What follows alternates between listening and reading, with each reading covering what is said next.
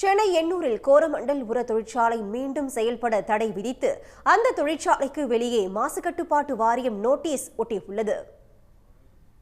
எண்ணூரில் உள்ள கோரமண்டல் உர தொழிற்சாலையில் மாசு கட்டுப்பாட்டு வாரியம் நோட்டீஸ் ஒட்டியுள்ளது. அதில் இந்தியன் ரிஜிஸ்டர் ஆஃப் ஷிப்பிங் அனுமதி பெறும் வரை தொழிற்சாலை இயங்கக்கூடாது என உத்தரவிடப்பட்டுள்ளது.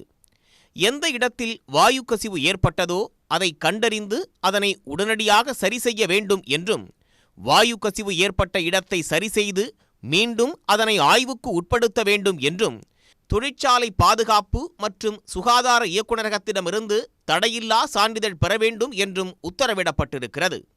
இதனிடையே தமிழ்நாடு மாசு கட்டுப்பாட்டு வாரியம் வெளியிட்டுள்ள அறிக்கையில், வாயு கசிவை கண்டறிந்தவுடன் தகுந்த நிபுணர்கள் உடனே வரவழைக்கப்பட்டு 20 நிமிடங்களில் அந்த தொழிற்சாலையில் ஏற்பட்ட வாயு கசிவு முற்றிலுமாக நிறுத்தப்பட்டதாக கூறப்பட்டுள்ளது. தற்போது குழாயில் அமோனியா கசிவு இல்லை என தமிழ்நாடு மாசு கட்டுப்பாட்டு வாரியத்தால் உறுதி செய்யப்பட்டிருப்பதாகவும் குறிப்பிடப்பட்டிருக்கிறது.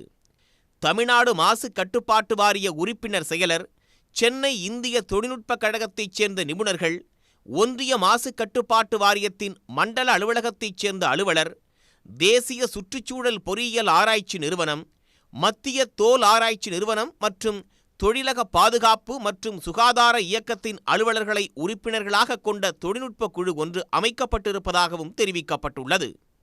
இக்குழு தனது விரிவான அறிக்கையை 3 நாட்களுக்குள் அளிக்க உத்தரவிடப்பட்டுள்ளது.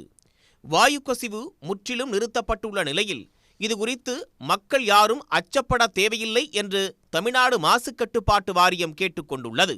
உடனுக்குடன் செய்திகளை தெரிந்து கொள்ள சன் நியூஸ் பெல் ஐகானை கிளிக் பண்ணுங்க.